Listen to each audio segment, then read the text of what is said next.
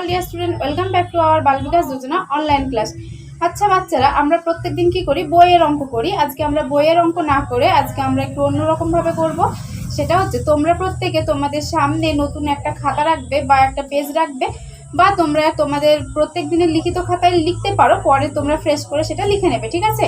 তোমাদের স্কুল থেকে যে প্রশ্নপত্র দেওয়া হয়েছে তোমাদের, সেই প্রশ্নপত্র আমরা আজকে উত্তর করব, ঠিক আছে? তোমাদেরকে কোভিড সময়ের জন্য তোমাদের যেহেতু স্কুল চলছে না, সেহেতু তোমাদেরকে বাড়িতেই প্রশ্নপত্র পাঠিয়ে দেওয়া হয়েছে। সেই প্রশ্নপত্রের উত্তরগুলো আমরা আজকে বুঝে করে নেবো, ঠিক আছে? তো তোমরা চাইলে নতুন খাতাতে করতে পারো, অথবা তোমরা তোমাদের প্রতিদিনের লিখিত খাতায় লিখবে, কিন্তু পরে তোমরা ফ্রেশ করে একটা নতুন খাতায় লিখে সেটা স্কুলে গিয়ে সবাই জমা করে। তোমাদের স্কুলে যে এই প্রশ্নপত্রটা দিয়েছে, মডেল অ্যাক্টিভিটি টাস্ক গণিত ক্লাস 3 এর, তোমরা এটা প্রত্যেকে তোমাদের সামনে রাখবে। আমি তোমাদেরকে এটা বুঝিয়ে করে দেবো, তোমরা সকলে বুঝবে এবং করবে, ঠিক আছে? তো চলো আমরা ক্লাসটা আজকে শুরু করি। তো দেখো, তোমাদের প্রথম প্রশ্ন লেখা আছে যে, দেখো তোমরা প্রত্যেকের প্রশ্নটা সামনে রাখবে এবং দেখো যে তোমাদের একের কয়ে প্রশ্নে বলেছে যে 1 টাকা সমান কত পয়সা। তো 1 টাকা সমান কত পয়সা আমরা জানি, 1 টাকা সমান 100 পয়সা, তাই তো? তো চলো আমরা অ্যান্সারটা লিখে ফেলি। তোমরা এইভাবে প্রশ্নের অ্যান্সারটা করবে খাতায়, যে এভাবে লিখবে একের ক। তোমাদের প্রশ্নে যেভাবে দিয়েছে, তোমাদের প্রশ্নে দিয়েছে একের ক, যে 1 টাকা সমান কত পয়সা। তো তোমরা এভাবে একের ক লিখবে, তারপরে লিখবে 1 টাকা সমান 100 পয়সা, ঠিক আছে? 1 টাকা সমান 100 পয়সা। চলো, একটা প্রশ্ন হলো। তারপরে দেখো খয়ে তোমাদেরকে দিয়েছে 50, তার নিচেও দিয়েছে 50, তার নিচেও দিয়েছে 50। তোমাদেরকে তিনটে দিয়েছে 50 পয়সা, 50 পয়সা, 50 পয়সা, তারপর দিয়েছে যোগ, দিয়ে নিচে তোমাদেরকে দিয়েছে যে কত পয়সা, কত টাকা, কত পয়সা। তো এটা তোমাদেরকে বের করতে হবে। চলো আমরা এটা বের করে ফেলি। দেখো, খয়ে তোমাদেরকে দিয়েছে এরকম ভাবে, তোমরা এভাবে করবে 50 পয়সা, 50 পয়সা, 50 পয়সা তোমাদেরকে এমন দিয়েছে। এবার তোমাদেরকে কত পয়সা, কত টাকা বের করতে হবে। কত পয়সা, কত টাকা আর কত পয়সা, এটা তোমাদেরকে বের করতে হবে। তো চলো আমরা যোগটা করি। 0 0 0 নেমে গেল। আমরা 3টে 5 যোগ করব, 3 5 কত হয়? 15। তাহলে আমরা পেয়ে গেছি কত? 150 পয়সা, তাই তো? আমরা 150 পয়সা পেয়েছি। এবার আমাদেরকে বের করতে হবে কত টাকা, কত পয়সা। 150 পয়সা, তাই তো? তাহলে আমাদেরকে এবার কিভাবে কত টাকা বের করব? তাহলে 1 টাকা 50 পয়সা, 1 টাকা 50 পয়সা। কত হলো? 1 টাকা 50 পয়সা, তাই তো? তারপরে প্রশ্ন এবার তোমাদের হচ্ছে 2 এর ক। এবার আমরা করব 2 এর ক। 2 এর কতে তোমাদেরকে বলেছে যে, প্রশ্নটা আগে আমরা পড়ে নিই, তোমরা সবাই প্রশ্নটা সামনে রাখো। দেখো, তোমার মাসি তোমাকে 20 টাকা 50 পয়সা দিলেন এবং তোমার পিসি তোমাকে 30 টাকা 50 পয়সা দিলেন। তোমার মোট কত টাকা হলো? তোমার মাসি আর তোমার পিসি তোমাকে টাকাটা দিয়েছে, এখন তোমার কাছে মোট কত টাকা হয়েছে। তাহলে আমরা কিভাবে বের করব? আমরা যোগ করব। চলো, তারপর আমরা কি করব? এভাবে 2 এর ক নাম্বার দেব, তারপর লিখব যে মাসি কত টাকা দিল। মাসি কত টাকা দিয়েছিল প্রশ্নে? দেখো 20 টাকা 50 পয়সা। তাহলে আমরা লিখবো মাসি 20 টাকা 50 পয়সা দিলেন। মাসি 20 টাকা 50 পয়সা দিলেন। তারপর দেখো পিসি কি বলেছে, পিসি তোমাকে 30 টাকা 50 পয়সা দিয়েছেন। তারপরে নিচের লাইনে আমরা লিখবো পিসি 30 টাকা 50 পয়সা দিলেন। এবার আমরা কি করব? এটাকে যোগ করব। তাহলে 0 0 নেমে গেল, 3 আর 2 5। তাহলে পিসি আর মাসি দিয়ে কত টাকা হলো? 50 টাকা কত পয়সা হলো? 0 0 5 আর 5 10। তাহলে কত টাকা কত পয়সা হলো? মোট 50 টাকা 100 পয়সা হলো। তাহলে মাসি দিয়েছিল 20 টাকা 50 পয়সা এবং পিসি দিয়েছিল 30 টাকা 50 পয়সা। তাহলে তোমার কাছে মোট কত টাকা হলো? মাসি আর পিসি দুজনের টাকা দিয়ে আমার কাছে কত হলো? 50 টাকা 100 পয়সা। তো চলো, এবার এখানে দিয়েছে যে তোমার মোট কত টাকা হলো। তাহলে এখানে লিখবে আমার মোট কত টাকা হলো, 51 টাকা হলো, 51 টাকা হলো।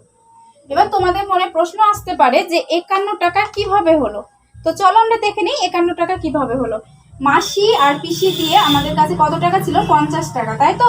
তাই 50 টাকা ছিল আর 100 পয়সা হয়েছিল। মাসি পিসি দিয়ে 100 পয়সা, 50 টাকা 100 পয়সা হয়েছিল। তাহলে সেখানকার 50 টাকা আমরা পেলাম। আমরা জানি কি 100 পয়সা সমান কত টাকা, 1 টাকা। তাহলে 100 পয়সা সমান 1 টাকা। তাহলে 100 পয়সা ছিল, 100 পয়সাকে আমরা টাকাতে রূপান্তরিত করলে 1 টাকা পাবো। আর এখানটায় ছিল 50 টাকা। তাহলে 50 টাকা আর 1 টাকা কত টাকা হলো, 51 টাকা। তা তোমরা এখানে পাশে ব্র্যাকেটে লিখে দেবে যে আমরা জানি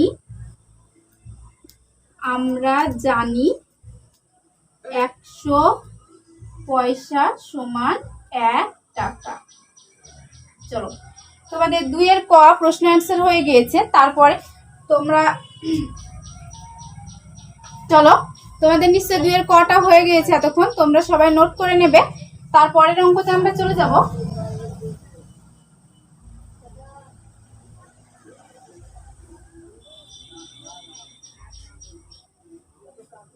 চলো তোমাদের 2 এর ক হয়ে গিয়েছে, এবার আমরা করব 2 এর খ। তো চলো প্রশ্নটা আমরা পড়ে নিই, সবাই পড়বে প্রশ্নটা। দেখো তোমাদের প্রশ্নে লেখা আছে রহিমের কাছে একটি 10 টাকার নোট, একটি 50 টাকার নোট এবং একটি 50 পয়সার কয়েন ছিল। তাহলে রহিমের কাছে কত টাকা ছিল আমরা জানলাম, কত পয়সা ছিল সেটাও জানলাম। এবার রহিম তার মোট টাকা এবং পয়সা থেকে পিটারকে 30 টাকা 50 পয়সা দিল। তাহলে রহিমের কাছে কত টাকা থাকলো। তাহলে আমরা প্রথমে কি করব, আমরা প্রথমে করব কি রহিমের কাছে যত টাকা ছিল সেই টাকাগুলোকে যোগ করব। তারপর রহিম পিটারকে কত টাকা দিয়েছে সেই টাকাটা আমরা বিয়োগ করে দেব। তারপর রহিমের কাছে কত টাকা থাকবে সেটা আমরা বের করে ফেলবো। তো চলো আমরা আগে রহিমের কাছে কত টাকা আছে সেটা জেনে নিই। চলো তোমরা নাম্বার দিবে 2 এর খ, 2 এর খ দিয়ে করবে রহিমের কাছে কত টাকা ছিল।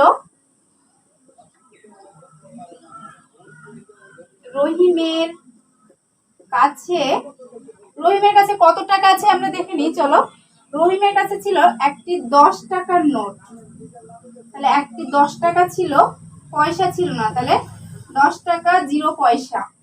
তারপর দেখো রহিমের কাছে ছিল একটি 50 টাকার নোট, একটি 50 টাকার নোট ও একটা 50 পয়সার কয়েন ছিল, একটি 50 পয়সার কয়েন ছিল। রহিমের কাছে প্রথমে ছিল একটি 10 টাকার নোট আর পরে ছিল কি একটা 50 টাকার নোট ও একটা 50 পয়সার কয়েন। তো চলো আমরা এবার এটাকে যোগ করে ফেলি। তাহলে এখানে কি 0 5 চলে আসলো, 50 পয়সা পেয়ে গেলাম। আর এখানে দেখো 0 5 আর 1 6। তাহলে রহিমের কাছে মোট কত টাকা থাকলো, রহিমের কাছে 60 টাকা 50 পয়সা আছে।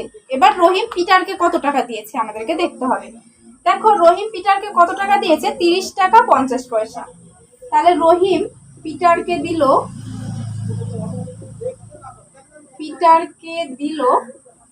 কত টাকা দিয়েছে, 30 টাকা 50 পয়সা।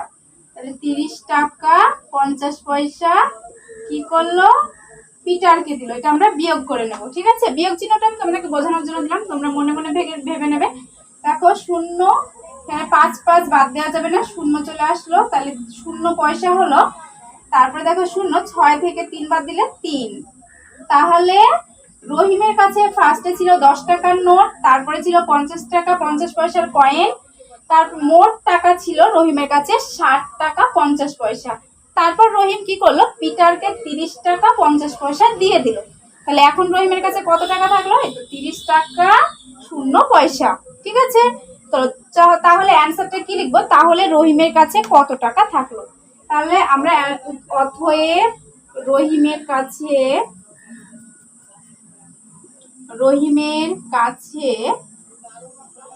30 টাকা থাকলো লিখবো, ঠিক আছে? তো চলো এবার পরের প্রশ্নে কি বলেছে আমরা দেখে নিই। পরের প্রশ্নে তোমাদেরকে বলেছে যে 3 নাম্বার প্রশ্ন, সেটা তোমরা সকলে দেখো। একটা পিঁপড়ের 6টি পা, এরকম 8টি পিঁপড়ের মোট পায়ের সংখ্যা কত হবে। তাহলে চলো দেখি একটা পিঁপড়ে তাহলে আমরা লিখবো এখানে 3 অঙ্ক, একটা পিঁপড়ের একটি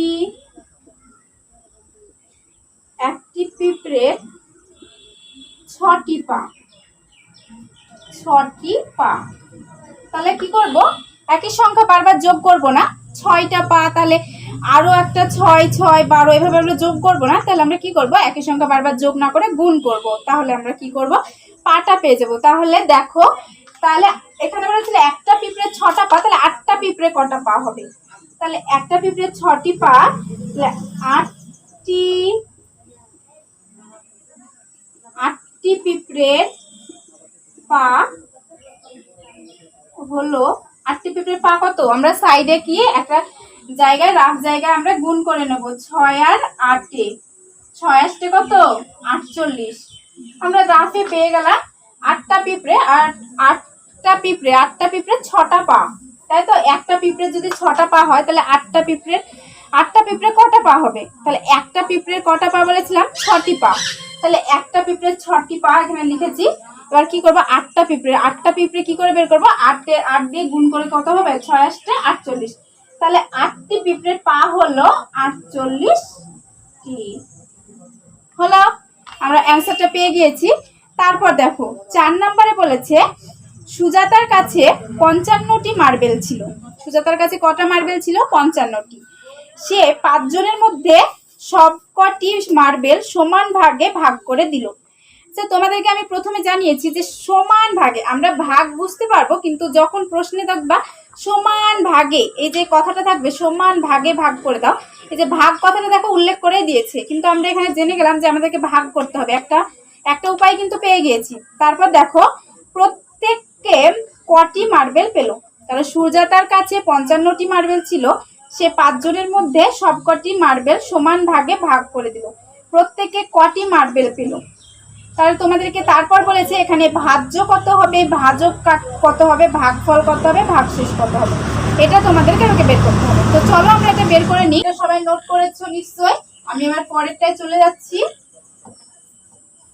পরেরটা দেখো, তোমাদেরকে কি বলেছে, সুজাতার কাছে 55টি মার্বেল ছিল, সে 5 জনের মধ্যে সবকটি মার্বেল সমান ভাগে ভাগ করেছে। তাহলে কি করব, প্রথমে আমরা সাইডে কি করব, একটা জায়গায় ভাগ করে নেব 55কে। এই 55কে ভাগ করব কত দিয়ে? 5 জনের মধ্যে। তাহলে 5 দিয়ে ভাগ করব। দেখো 5 একে 5 হলো, আবার 5 নেমে গেল, আবার 5 একে 5 হলো। তাহলে কত পেলাম? দেখো, যেটাকে আমরা ভাগ করব সেটাকে আমরা কি বলবো? যেটাকে ভাগ করব সেটা হবে আমাদের ভাজ্য। ঠিক আছে, আমরা এখানে 55কে ভাগ করছি, তাহলে 55 হচ্ছে আমাদের ভাজ্য। যাকে দিয়ে ভাগ করব, 5 দিয়ে ভাগ করব, তাই 5 এখানে আমাদের ভাজক। আর ভাগফল কি? আমরা যে ভাগ করে যেটা পেয়েছি 11, এটা হচ্ছে আমাদের ভাগফল। আর ভাগের শেষে যেটা থাকবে সেটা হচ্ছে আমাদের ভাগশেষ। ঠিক আছে, তো চলো কত হলো? 11 হলো, আমাদের অ্যান্সার 11 হলো। তো তোমাদেরকে এখানে বলেছে যে 5 জনের মধ্যে সবকটি মার্বেল সমান ভাগে ভাগ করে দেয়, প্রত্যেকে কটি করে মার্বেল পেলো? প্রত্যেক কটি 11টি করে মার্বেল পেলো। তাহলে আমরা এখানে লিখবো প্রত্যেকে 11টি করে মার্বেল পেলো। প্রত্যেকে কটি করে মার্বেল পেলো? 11টি করে। তারপর তোমাদেরকে বলেছিল এখানে ভাজ্য, তাহলে তোমাদেরকে এভাবে এখানে ভাজ্য, এখানে ভাজ্য বলে তোমাদেরকে ফাঁকা জায়গাটা দিয়েছে। তা তোমরা কি করবা, ভাজ্য কোনটা তোমাদেরকে আমি বলেছি, ভাজ্য কোনটা? ভাজ্য হচ্ছে যাকে ভাগ করা হয়। তাহলে ভাজ্য আমি এখানে 55কে ভাগ করেছি, তাহলে 55 ভাজ্য। ভাজক কোনটা? ভাজক কোনটা? যেটা দিয়ে আমরা ভাগ করেছি। ভাজক এই যে 5 দিয়ে ভাগ করেছি, তাহলে 5 আমাদের ভাজক। তারপর দেখো ভাগফল, তাই আমরা যেটা ভাগ করে পেয়েছি সেটা হচ্ছে আমাদের ভাগফল। তাহলে আমাদের এখানে ভাগফল কত? ভাগফল 11। তারপর দেখো তোমাদেরকে বলছে ভাগশেষ, তাহলে ভাগশেষ কত হবে? ভাগশেষ কিছু নাই, তাহলে ভাগশেষ 0। তাহলে আমরা ভাজ্য, ভাজক, ভাগফল, ভাগশেষ পেয়ে গেছি। তাহলে আমরা ভাজ্য, ভাজক, ভাগফল, ভাগশেষ সবটা পেয়ে গেছি। এই ছিল তোমাদের ক্লাস 3য় শ্রেণীর অঙ্ক প্রশ্ন উত্তর আমাদের সব কমপ্লিট। তো তোমরা এটা যারা করেছো ভালোভাবে তারা ভালোভাবে করেছো, আর যারা করনি তারা কি করবে, তারা একটা নতুন খাতা কিনবে বা নতুন কোনো পেজ কিনবে, পেজে এটা খুব সুন্দরভাবে লিখবে, লিখে তোমরা স্কুলে জমা দিয়ে আসবে। ঠিক আছে?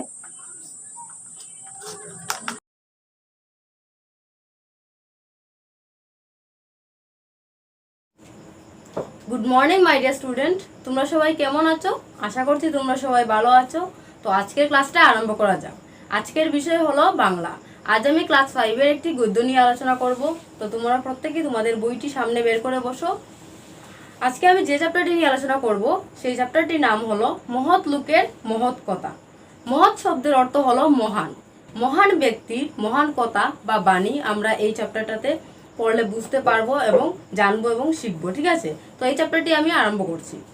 নতুন ডাক্তার হয়েছেন, তার চিকিৎসা খুব ভালো।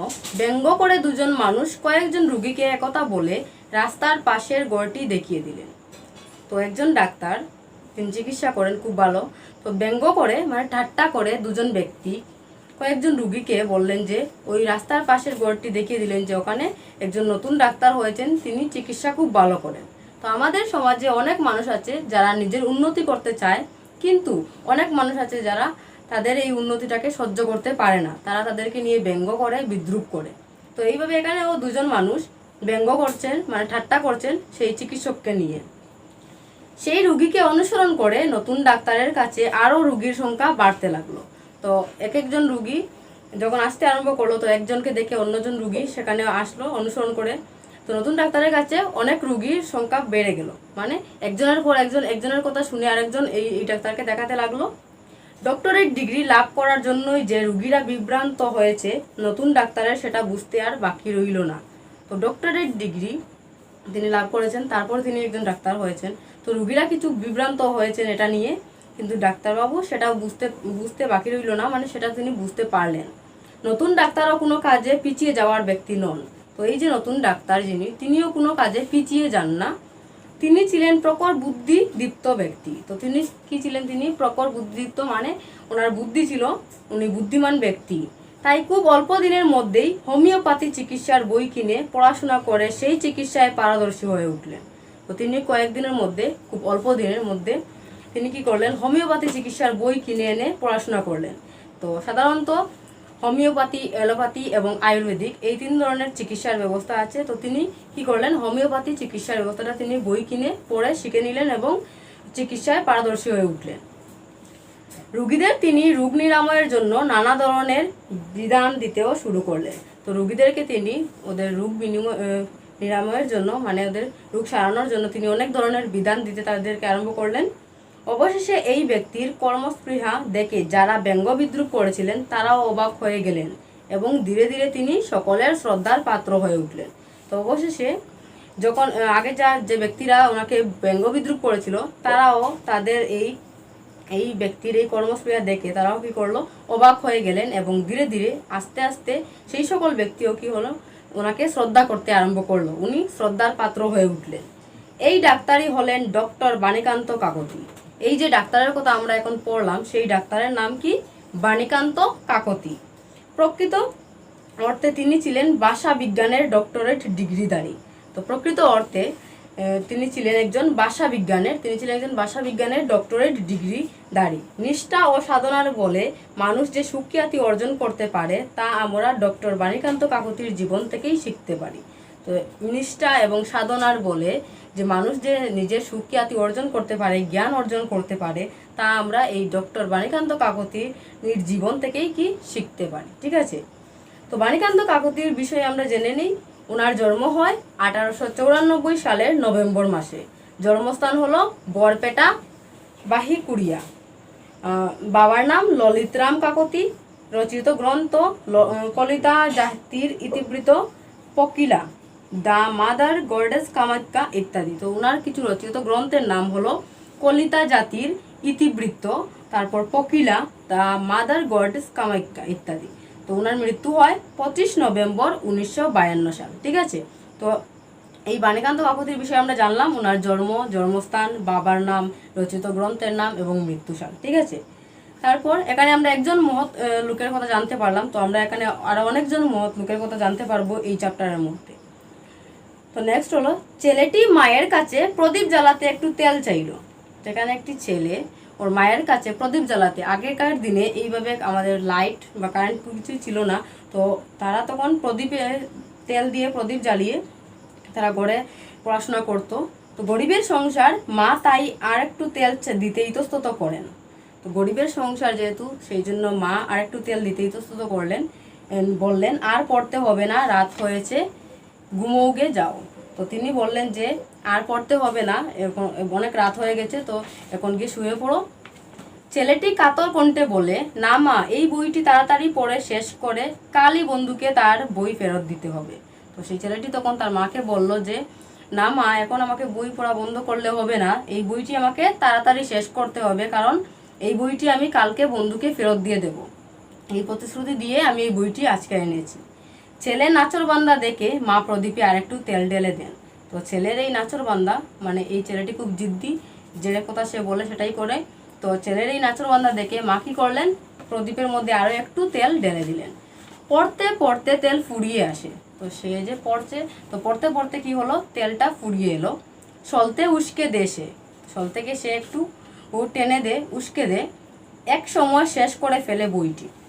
তো এক সময় কি করলো, এই বইটি পড়া শেষ করে ফেললো। তারপর তেলহীন প্রদীপ নিভিয়ে মায়ের পাশে ঘুমিয়ে পড়ে।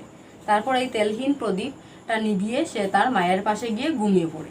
পরদিন ছেলেটি স্কুলে গিয়ে বইটি ফেরত দেয় সহপাঠীকে। তো পরের দিন ছেলেটি স্কুলে গিয়ে ওর যে সহপাঠী, ওর যে বন্ধু, যার কাছ থেকে সে বইটি এনেছিল, তো তাকে সে এই বইটি ফেরত দিয়ে দেয়। অন্যান্য সহপাঠীর কাছে বলতে তাকে গত রাতের পড়া বইয়ের কথা। তো অন্যান্য ওর যে বাকি যে সহপাঠী আছে, যে বন্ধুরা আছে, তাদের কাছে সে গত রাতে পড়া এই যে বইটির কথা, এখানে যা গল্প ছিল সেগুলো সে এই বন্ধুদের কাছে বলতে আরম্ভ করলো। তোমরা নিশ্চয় এই মেধাবী ছেলেটির পরিচয় জানার জন্য অস্থির হয়ে উঠেছ। তো তোমরা এই যে মেধাবী ছেলেটির পরিচয় জানার জন্য খুব অস্থির হয়ে উঠেছ, তবে শুনো, এই ছেলেটির নাম বিভূতিভূষণ বন্দ্যোপাধ্যায়। তো এই ছেলেটির নাম কি? এই ছেলেটির নাম হলো বিভূতিভূষণ বন্দ্যোপাধ্যায়। বড় হয়ে তিনি হয়েছিলেন একজন কালজয়ী সাহিত্যিক। তিনি বড় হয়ে একজন কালজয়ী সাহিত্যিক হিসেবে গণ্য হয়েছিলেন। তো এই বিভূতিভূষণের বিষয়ে আমরা কিছু জানবো এখান থেকে। বিভূতিভূষণের জন্ম হয় 12 সেপ্টেম্বর 1894 সালে বনগ্রাম, পশ্চিমবঙ্গ, জায়গার নাম, ঠিক আছে। তার পিতার নাম মহানন্দ বন্দ্যোপাধ্যায়, মাতা মৃণালিনী দেবী। মেট্রিক 1944 সালে প্রথম বিভাগে, তো মেট্রিক উনি 1944 সালে প্রথম বিভাগে, মানে ফার্স্ট ডিভিশনে পাস হয়েছিলেন। উচ্চশিক্ষা মানে এইচএস, হায়ার সেকেন্ডারি, কলকাতার রিপন কলেজ থেকে 1918 সালের ডিস্টিংশন নিয়ে তিনি বিএ পাশ করেন। পেশা, তাকে অনেক ধরনের চাকরি করতে হয়েছে, শেষ জীবনের শিক্ষকতাই তিনি ব্রত হিসেবে নিয়েছিলেন। তো পেশা ওনার শখ ছিল, উনি অনেক ধরনের চাকরি করেছেন, শেষ জীবনে অন্তিম সময়ে তিনি শিক্ষকতাতেই নিজেকে কি করেছেন, ব্রত হিসেবে নিয়েছেন। রবীন্দ্র পুরস্কার 1950 সালে, তো 1950 সালে উনি রবীন্দ্র পুরস্কারও পেয়েছিলেন। আরও কিছু বই, পথের পাঁচালী, অপরাজিতা, আরণ্যক, ইচ্ছামতি, অশনি সংকেত, হে অরণ্য কথা কৌ, বিস্মিদের কবচ প্রভৃতি। তো ওনার কিছু রচিত বইয়ের নাম আছে এখানে, পথের পাঁচালী, অপরাজিতা, অরণ্যক, ইচ্ছামতি। তোমাদের যদি প্রশ্ন আসে যে বিভূতিভূষণ বন্দ্যোপাধ্যায়ের রচিত কয়েকটি বইয়ের নাম লেখো, তো এখান থেকে তোমরা 2-4টি বইয়ের নাম লিখতে পারো। মৃত্যু 1 নভেম্বর 1950, ঘাটশিলা বিহার, বর্ধমান, ঝাড়খণ্ড। তো ওনার মৃত্যু হয় 1 নভেম্বর 1950 সালে ঘাটশিলা বিহার, যেটা বর্তমানে হলো ঝাড়খণ্ড। আমরা এখানে দুজন মহৎ লোকের কথা জানতে পারলাম। তারপর দেখি আরো কোন মহৎ লোকের কথা আমরা জানতে পারি। একদিন ধুতি চাদর আর চটি জুতো পরে এক ভদ্রলোক গভর্নর হ্যালিডে সাহেবের সঙ্গে দেখা করতে যান। একদিন একজন ভদ্রলোক ধুতি চাদর পরে, আগেকার মানুষেরা প্রত্যেকেই ধুতি এবং চাদর এবং চটি জুতো পরতো, আমাদের স্বদেশী মানুষরা। তো স্বদেশী একজন ভদ্রলোক, তিনি গভর্নর হ্যালিডে সাহেবের সঙ্গে দেখা করতে গিয়েছেন, তিনি ধুতি চাদর এবং চটি জুতো পরে। তো সাহেব বললেন, আপনি এরপর যখন আমার কাছে আসবেন তখন ইউরোপীয় পোশাক পরবেন। তো সেই হ্যালিডে সাহেব বললেন ভদ্রলোককে যে আপনি এরপর থেকে যখন আমার কাছে আসবেন তখন আপনি কি করবেন, ইউরোপীয় পোশাক পরবেন, এই ধুতি চাদরগুলো আপনি পরবেন না। ভদ্রলোক বললেন, আপনার সঙ্গে তবে এই আমার শেষ দেখা। তো সেই ভদ্রলোক, সেই স্বদেশী ভদ্রলোক বললেন যে আপনার সঙ্গে তাহলে এটা আমার শেষ দেখা। আমি ধুতি চাদর চটি জুতো ছাড়তে পারবো না, কাজেই আর আশাও হবে না। তো আমি যেহেতু ধুতি চাদর চটি জুতো এগুলো ছাড়তে পারবো না, সেই জন্য আমার আর তোমার সাথে দেখাও হবে না, এখানে আশাও হবে না। হ্যালিডে সাহেব হেসে বললেন, তাহলে আপনাকে কিছুই ছাড়তে হবে না, নিজের পোশাকেই আপনি আসবেন। তখন হ্যালিডে সাহেব একটু হেসে বললেন যে তাহলে তো আপনাকে কোনো কিছুই ছাড়তে হবে না, আপনি যে পোশাক পরবেন সেই পোশাক পরেই এখানে আসবেন। এই ভদ্রলোকের নাম কি? এই ভদ্রলোকের নাম কি তোমরা কি জানো? তো ইনি স্বনামধন্য ঈশ্বরচন্দ্র বিদ্যাসাগর। এই ভদ্রলোকের নাম হলো ঈশ্বরচন্দ্র বিদ্যাসাগর, যাকে আমরা এই যে বর্ণবোধের যে বইটি আছে, সে কমানের বই, সেই বইয়ের মধ্যে আমরা এই ঈশ্বরচন্দ্র বিদ্যাসাগরের ছবি দেখতে পাই। তো ঈশ্বরচন্দ্র বিদ্যাসাগরের জন্ম হয় 16 সেপ্টেম্বর 1820 সাল। জন্মস্থান বীরসিংহ, মেদিনীপুর। বাবার নাম ঠাকুরদাস বন্দ্যোপাধ্যায়, মায়ের নাম ভগবতী দেবী। মৃত্যু হয় 29 জুলাই 1891 সালে। ঠিক আছে, তো এখানে আমরা পেলাম ঈশ্বরচন্দ্র বিদ্যাসাগরের বিষয়ে। তারপর গভীর রাত এক ভদ্রলোক শহরের পথে ঘুরে বেড়াচ্ছিলেন। গভীর রাত মানে রাত যখন অনেক 12টা-1টা তখন, তো এক ভদ্রলোক শহরের পথে ঘুরে বেড়াচ্ছিলেন। একজন ভদ্রলোক শহরের পথে ঘুরে বেড়াচ্ছিলেন, পায়চারি করছিলেন। হঠাৎ একটি কুঁড়ে ঘর থেকে এক মহিলার গলা শুনলেন। হঠাৎ একটি কুঁড়ে ঘর মানে মাটির যে ঘরগুলো সেগুলোকে বলা হয় কুঁড়ে ঘর। তো কুঁড়ে ঘর থেকে একজন মহিলার গলা শুনলেন, এই দাঁড়াও, বাটটা ফুটুক তবে তো খাবি। তো সেই ঘর থেকে তিনি কি শুনলেন? শুনলেন যে এই দাঁড়াও, বাটটা ফুটুক তবে তো খাবি। ঘরে ঢুকে ভদ্রলোক দেখলেন এদের ঘরে চাল ডাল কিছুই নেই, হাঁড়িতে শুধু জল চাপিয়ে গরিব বৃদ্ধাটি নাতি নাতনিদের ফাঁকি দিচ্ছে। তো তিনি ঘরে ঢুকলেন, সেই ঘরে কুড়ে ঘরে ঢুকে তিনি দেখলেন যে এদের ঘরে চাল ডাল কিছুই নেই, আর হাঁড়িতে শুধু জল চাপিয়ে তিনি এই বৃদ্ধা ঠিকই করছেন, নাতি নাতনিদেরকে ফাঁকি দিচ্ছেন, মিথ্যে কথা বলছেন। ভদ্রলোক তাড়াতাড়ি বাড়ি গিয়ে অনেক রকম খাবার এনে দিলেন। ততক্ষণে কি করলেন? এই ভদ্রলোক তাড়াতাড়ি বাড়িতে চলে গেলেন এবং তিনি অনেক রকমের খাবার এনে এদেরকে দিলেন। এরপর থেকে তিনি পরিবারটির মাসোয়ারার ব্যবস্থা করে দেন। তো এরপর থেকে তিনি এই পরিবারটির মাসোয়ারার মানে প্রত্যেক মাসের বাজার হাট সবকিছুর ব্যবস্থা তিনি করে দেন। এই মহানুভব মানুষটিকে জানো? এই যে মহানুভব মানুষটিকে, ইনি হাজী মোহাম্মদ মহসিন। তো এই ব্যক্তির নাম হলো হাজী মোহাম্মদ মহসিন। মানুষের জন্য তার ছিল প্রাণ ভরা ভালোবাসা, উনি মানুষকে খুব ভালোবাসতেন। তো হাজী মোহাম্মদের জন্ম হয় 1732 সাল। জন্মস্থান হুগলি, পশ্চিমবঙ্গ। বাবার নাম হাজী ফৈজুল্লাহ। মৃত্যু হয় 1812 সালে। ঠিক আছে, নেক্সট। দুনিয়ার এক সেরা বিজ্ঞানী একদিন কয়েকজন গণ্যমান্য লোকের সঙ্গে বসে আলাপ করছিলেন। দুনিয়ার এই পৃথিবীর একজন সেরা বিজ্ঞানী মানে বিখ্যাত বিজ্ঞানী, যিনি বিজ্ঞান বিষয়ে পারদর্শী তাকেই বলে বিজ্ঞানী। তো একজন বিখ্যাত বিজ্ঞানী একদিন কয়েকজন গণ্যমান্য মানে যারা স্বনামধন্য কিছু মানুষের সঙ্গে বসে আলাপ করছিলেন, কথাবার্তা বলছিলেন। এমন সময় একটি ছেলের চিঠি এলো তার হাতে। তো এমন সময় একটি ছেলের চিঠি তার কাছে এলো। বড় গরিব, সে লেখাপড়ার জন্য সাহায্য চায়। সেই ছেলেটি খুব গরিব, সে লেখাপড়ার জন্য সাহায্য চায়। ভদ্রলোক তৎক্ষণাৎ একখানা পোস্ট কার্ডে ছেলেটিকে আসতে লিখলেন। ভদ্রলোক কি করলেন? তৎক্ষণাৎ এই চিঠিটা পেয়ে তিনি পোস্ট কার্ডে ছেলেটিকে আসতে বললেন যে তাড়াতাড়ি ওনার কাছে আসার জন্য। অচেনা বলে একটু ইতস্তত করলেন না, অচেনা বলে তিনি একটু থতমতকে করলেন না, ইতস্তত করলেন না। তো ছাত্রবৎসল মানবাদীর এই বিজ্ঞানীটি ছিলেন আচার্য প্রফুল্লচন্দ্র রায়। ছাত্রবৎসল এই যে মানবদরদী এই বিজ্ঞানীটির নাম ছিল আচার্য প্রফুল্লচন্দ্র রায়। কলকাতা বিশ্ববিদ্যালয়ের বিখ্যাত অধ্যাপক। কলকাতা বিশ্ববিদ্যালয়ের তিনি ছিলেন বিখ্যাত অধ্যাপক। তখনকার দিনে 1000 টাকা মাইনে পেয়েও নিজের জন্য 40 টাকা রেখে বাকিটা তিনি দান করে দিতেন। তখনকার দিনে, আজ থেকে অনেক বছর আগের কথা, তখন তিনি মাইনে পেতেন 1000 টাকা। সেই মাইনে পেয়ে নিজের জন্য তিনি মাত্র 40 টাকা রাখতেন, আর বাকি টাকাটা তিনি কি করতেন? দান করে দিতেন। তো প্রফুল্লচন্দ্র রায়ের বিষয়ে আমরা জেনে নেই। ওনার জন্ম হয় 2 আগস্ট 1861 সালে। জন্মস্থান রাডুলি, খুলনা, বাংলাদেশ। বাবার নাম হরিশচন্দ্র রায়, মায়ের নাম ভুবন মোহিনী দেবী। মৃত্যু 16 জুন 1944 সালে। ঠিক আছে, তো এবারে আমরা এখানে 5 জন মহৎ লোকের কথা পেলাম এই চ্যাপ্টারের মধ্যে।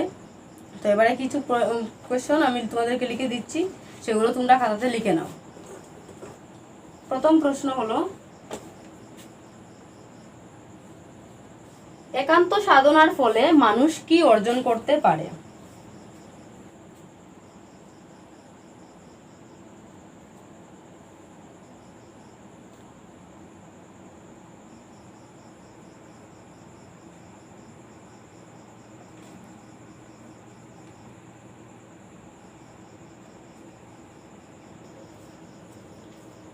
একান্ত সাধনার ফলে মানুষ কি অর্জন করতে পারে? তো একান্ত সাধনার ফলে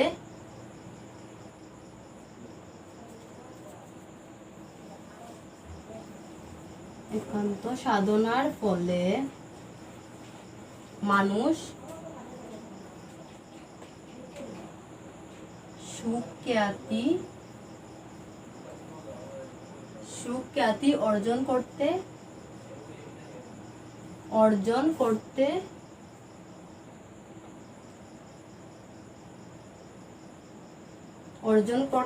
পারে। সকলের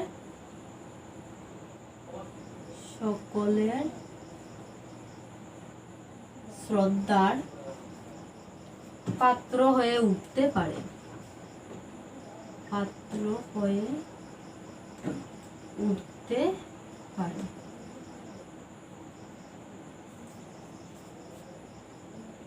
একান্ত সাধনার ফলে মানুষ সুখ্যাতি অর্জন করতে পারে, সকলের শ্রদ্ধার পাত্র হয়ে উঠতে পারে। ঠিক আছে, তো নেক্সট,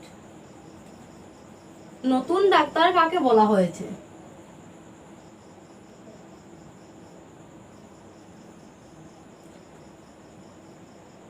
নতুন ডাক্তার কাকে বলা হয়েছে?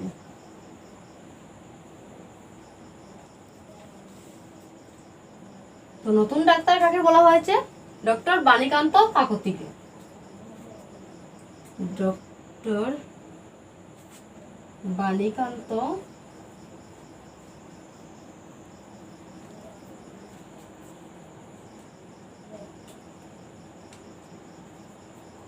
কাকতিকে নতুন ডাক্তার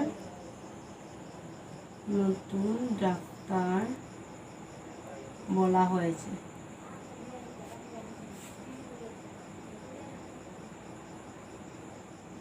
ডক্টর বাণীকান্ত কাকতিকে নতুন ডাক্তার বলা হয়েছে।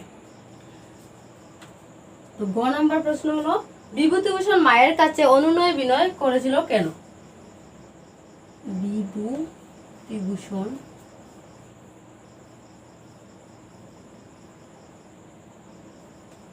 মায়ের কাছে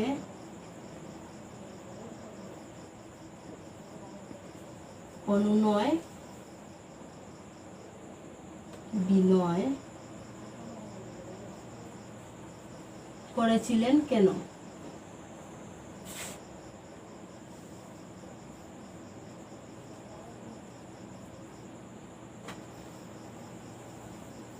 এটার উত্তর হবে বিভূতিভূষণ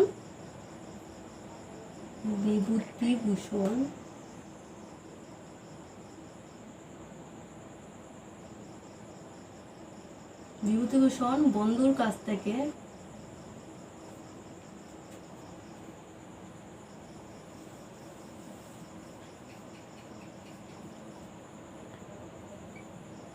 একটি বই পড়ার জন্য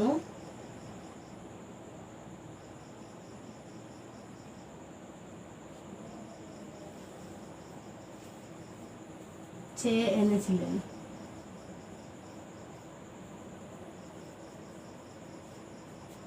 পরের দিনই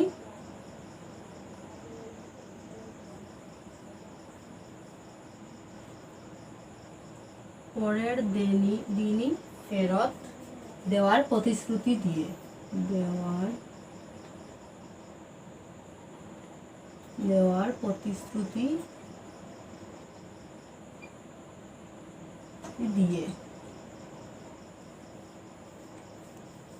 তিনি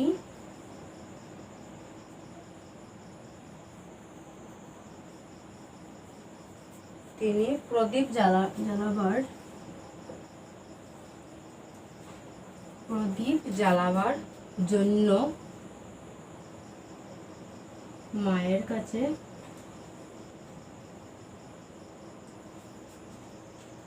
তেল চাইলেন।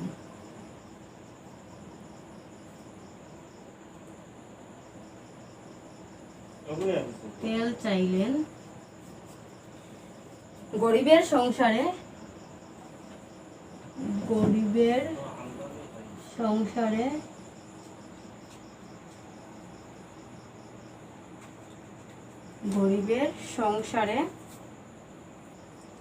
তো তোমরা উপরে গুলো লিখে নিয়েছো।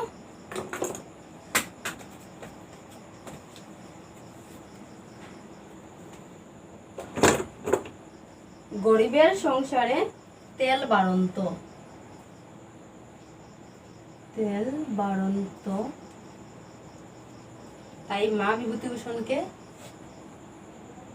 তাই মা বিভূতিভূষণকে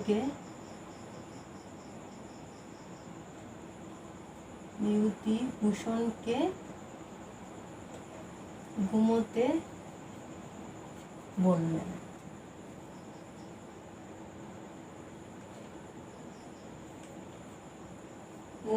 বললেন। কিন্তু পড়ুয়া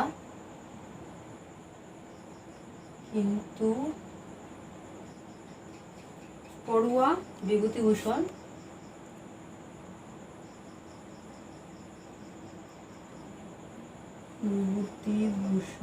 মায়ের কাছে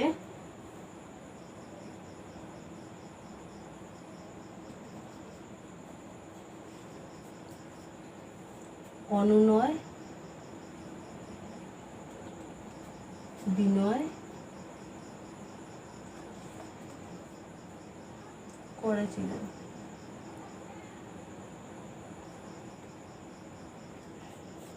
আর একটু তেলের জন্য, আরো একটু তেল দেওয়ার জন্য বিভূতিভূষণ মায়ের কাছে অনুনয় বিনয় করেছিলেন কেন? বিভূতিভূষণ বন্ধুর কাছ থেকে একটি বই পড়ার জন্য চেয়ে এনেছিলেন। পরের দিনই ফেরত দেওয়ার প্রতিশ্রুতি দিয়ে তিনি প্রদীপ জ্বালাবার জন্য মায়ের কাছে তেল চাইলেন। গরিবের সংসারে তেল বাড়ন্ত, তাই মা বিভূতিভূষণকে ঘুমোতে বললেন। কিন্তু পড়ুয়া বিভূতিভূষণ মায়ের কাছে অনুনয় বিনয় করেছিলেন আরো একটু তেল দেওয়ার জন্য। ঠিক আছে, তারপর নেক্সট গ নাম্বার। হেলিডি সাহেব ঈশ্বরচন্দ্র বিদ্যাসাগরকে পোশাক পাল্টাতে হবে কেন বলেছিলেন? হেলিডে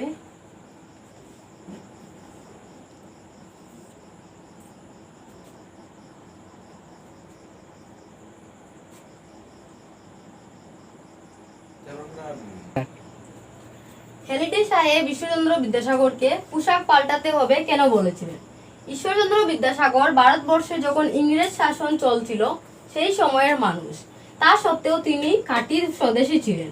ইংরেজ শাসকের অধীনে থাকার জন্য গভর্নর হেলিডে সাহেব বিদ্যাসাগরকে পোশাক পাল্টাতে বলেছিলেন, কিন্তু এই দৃঢ় চরিত্রের মানুষটি আত্মসম্মান বিসর্জন দেননি। তো এই প্রশ্নগুলো তোমরা খাতাতে লিখে নিয়েছো, এগুলো তোমাদের হোমওয়ার্ক, তোমরা এগুলো বাড়িতে শিখে নেবে। ঠিক আছে, তো আজকের জন্য এইটুকুই, ধন্যবাদ।